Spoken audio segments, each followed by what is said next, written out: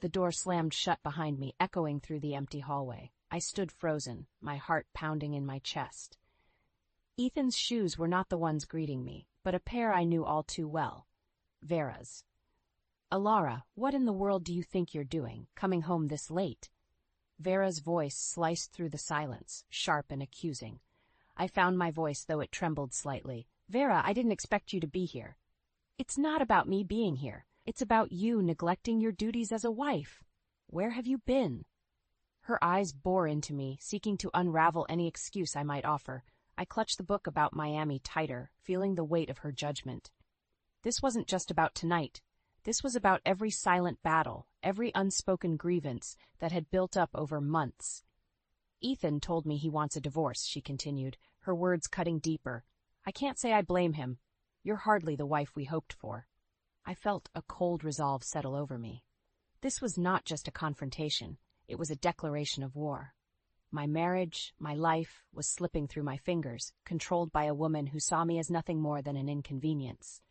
I had always been the quiet one, the one who avoided conflict. But as Vera's words echoed in my mind, something within me snapped. No more. I wouldn't be the silent, suffering wife anymore. "Vera, I work too, you know. I'm not just a housewife waiting for Ethan to come home," I said, my voice steady now. "You work? That little office job? You think that's an excuse? You should be here, making this a home, not gallivanting around," she scoffed, her disdain palpable. Her words stung, but I stood my ground. "I have every right to live my life, Vera. I'm not just an extension of Ethan." Her lips curled into a sneer. "You're a disappointment, Alara. A real wife would put her husband and his family first." I took a deep breath, trying to calm the storm inside me.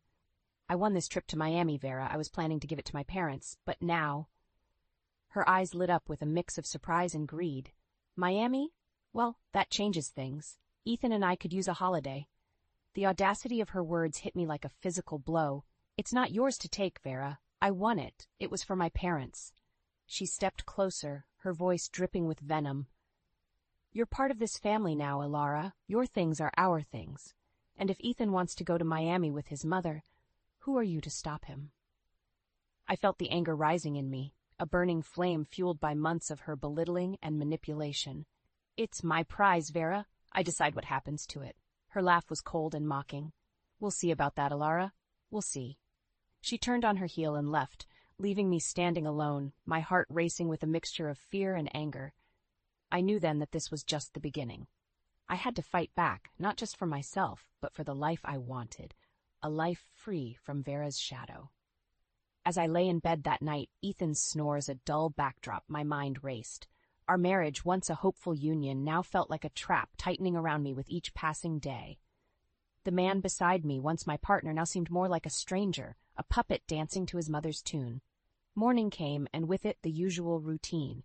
Ethan, always the early riser, was already at the breakfast table when I entered the kitchen. His eyes were glued to his phone, a frown creasing his forehead.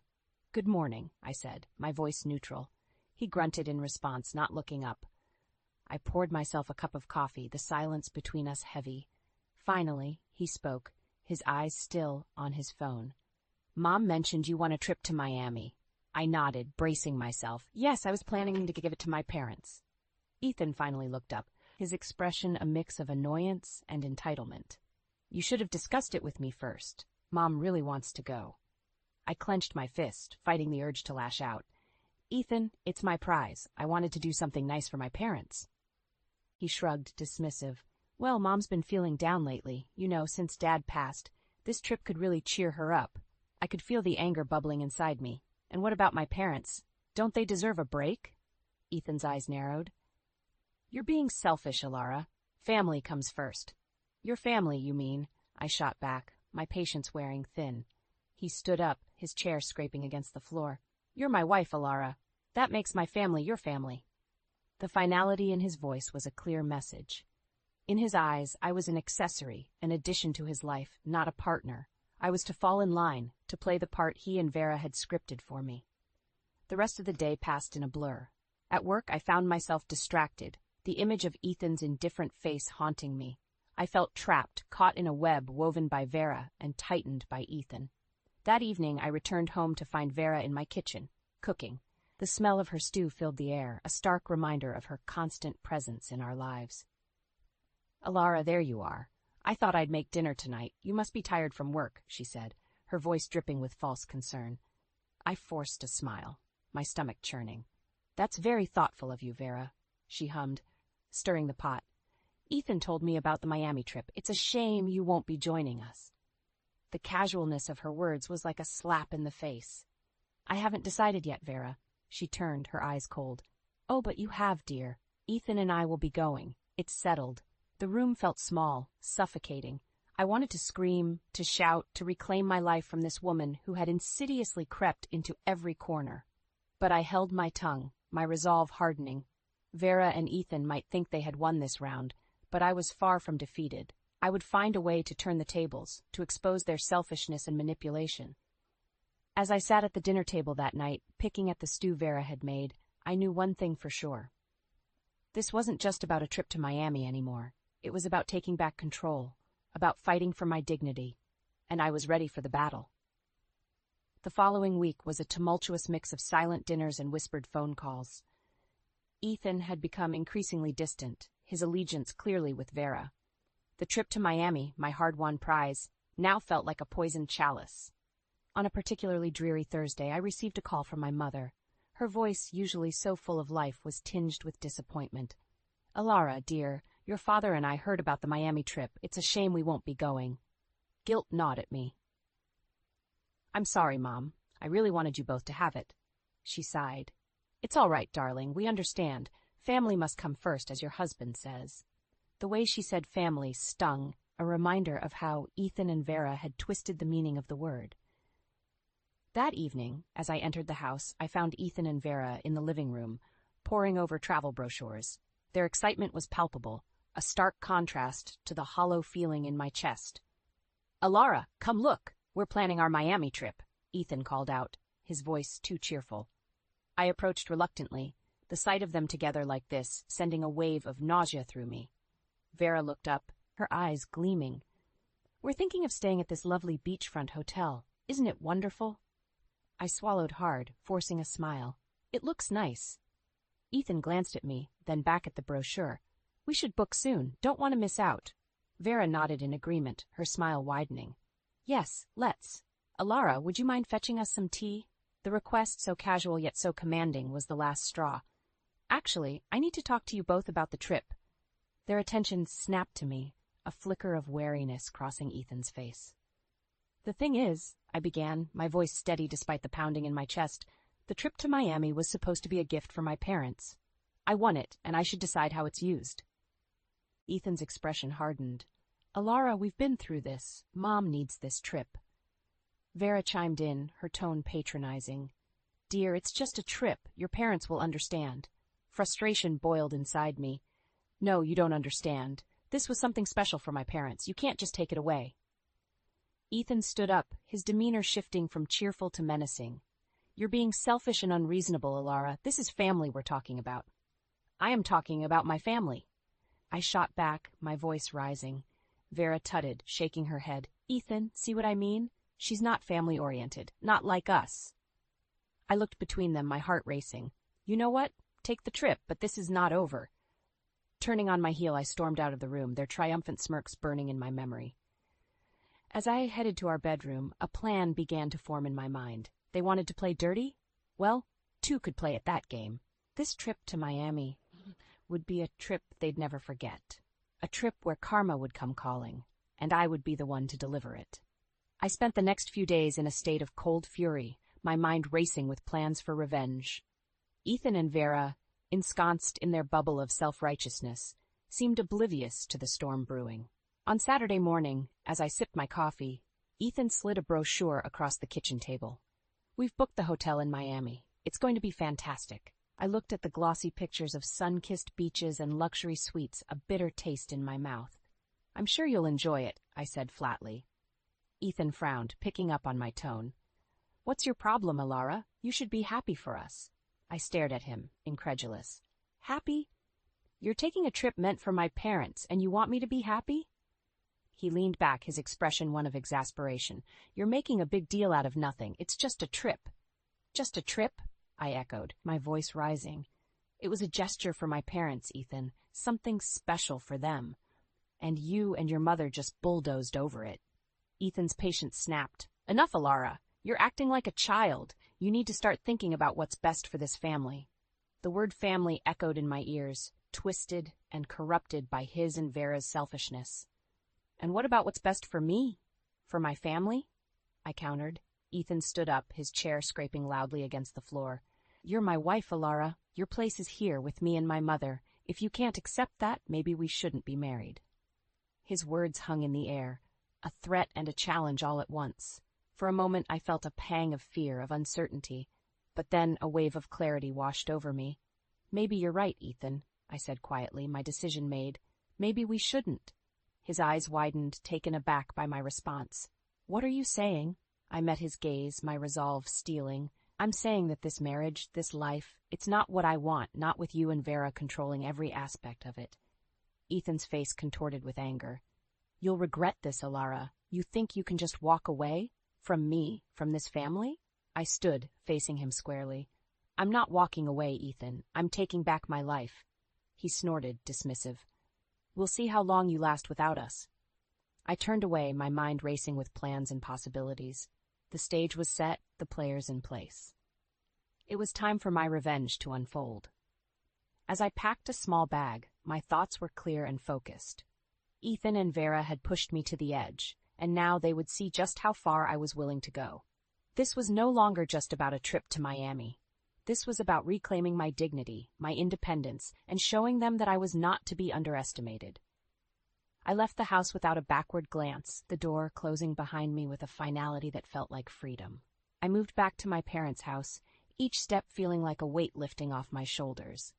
My parents, though surprised, supported my decision. In the sanctuary of my old room, I plotted my next move. A few days later, Ethan called. Alara, where are you? We need to talk about the Miami trip.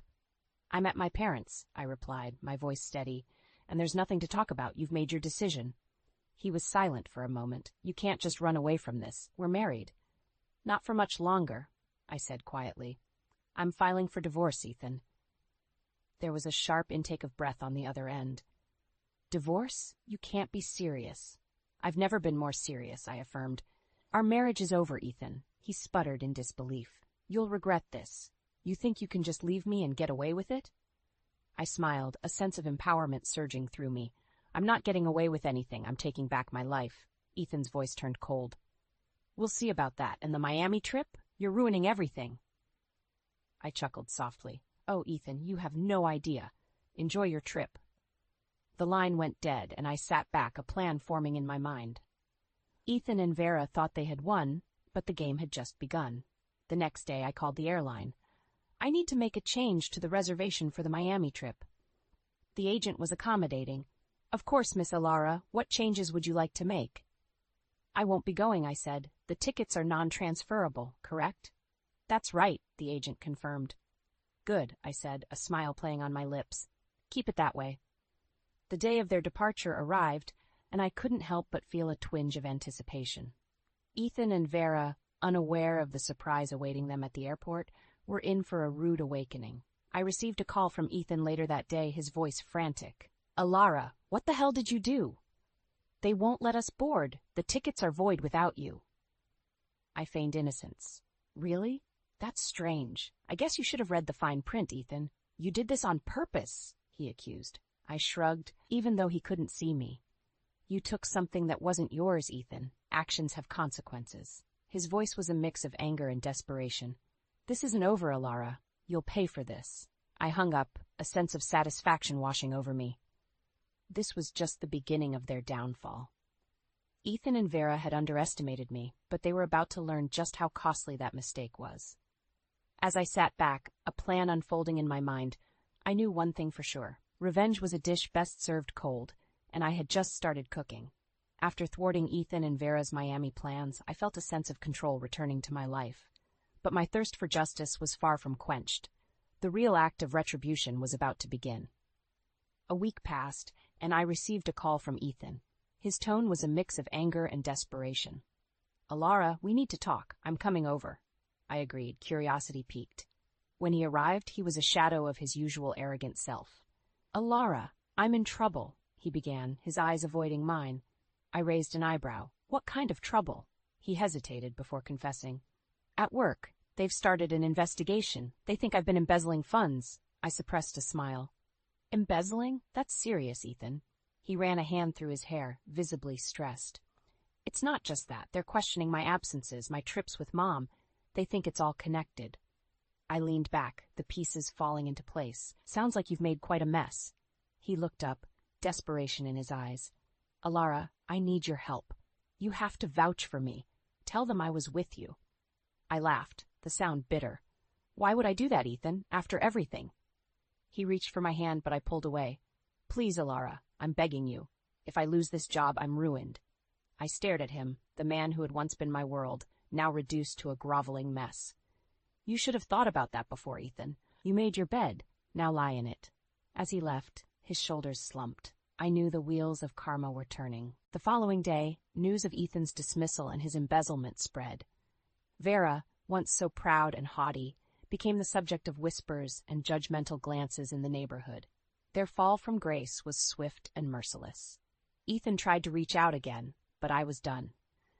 My lawyer handled the divorce proceedings, ensuring I was well protected and compensated. As for Ethan, he was left to face the consequences of his actions alone. I visited my parents, sharing the news. "It's over," I told them. "The divorce is final." My mother hugged me, tears in her eyes. "You're strong, Alara. Stronger than you know." I nodded, a sense of peace settling over me. I had to be, Mom, for myself. In the end, Ethan and Vera reaped what they had sown. Their deceit and selfishness had been their undoing. As for me, I was free from their toxic grip, ready to start anew. The scars of the past would always be there, but they were a reminder of the battles I had faced and won. I was no longer the meek, compliant wife. I was Alara, a woman who had stood up for herself and emerged stronger. The day after my divorce was finalized marked the beginning of a new chapter in my life. The shackles of my oppressive marriage were finally broken, and I could breathe again. Sitting in my parents' garden, I reflected on the journey that had led me here. The pain, the betrayal, and ultimately, the triumph over those who sought to control me. My mother joined me with 2 cups of tea. "What will you do now, Alara?" she asked gently. I took a sip, feeling the warmth spread through me. "I'm going to live, Mom, for myself this time." She smiled, a look of pride in her eyes. "You've grown so much, darling." Our conversation was interrupted by a knock at the door. My father answered it, his voice rising in surprise. "Ethan, what are you doing here?" I stood, my heart pounding. Ethan stood at the door, a shadow of his former self. "Alara, I need to talk to you." I walked over, my resolve firm. "There's nothing left to say, Ethan." He looked desperate, his eyes pleading. "Please, Alara, I've lost everything. My job, my reputation. Even Mom won't talk to me. I need your help." I shook my head, incredulous. "You expect me to help you? After everything you've done?" He reached out, but I stepped back. "I'm sorry, Alara, I was wrong. Please, give me another chance." Then I looked at him, seeing the man I once loved now broken and humbled. "It's too late, Ethan. You made your choices, and now you have to live with them." He slumped, defeated. "I understand. I'm sorry, Alara. Truly." As he walked away, I felt a sense of closure. Ethan's downfall was his own doing. He had underestimated me and paid the price. Turning back to my parents, I smiled. "I think it's time for a new adventure." Weeks later, I found myself on a plane to Miami, the trip I had won all those months ago. This time, it was on my terms. My parents sat beside me, their excitement contagious. As the plane soared above the clouds, I looked out the window, a sense of freedom washing over me. I had faced my battles and emerged victorious. Now it was time to enjoy the peace that came after the storm. Miami awaited, a symbol of my newfound independence and strength. I was ready to embrace whatever came next, to live a life filled with joy on my terms. Ethan and Vera were part of my past, a chapter closed and left behind. Ahead lay endless possibilities, a future where I was the author of my own story, and I was determined to make it a beautiful one.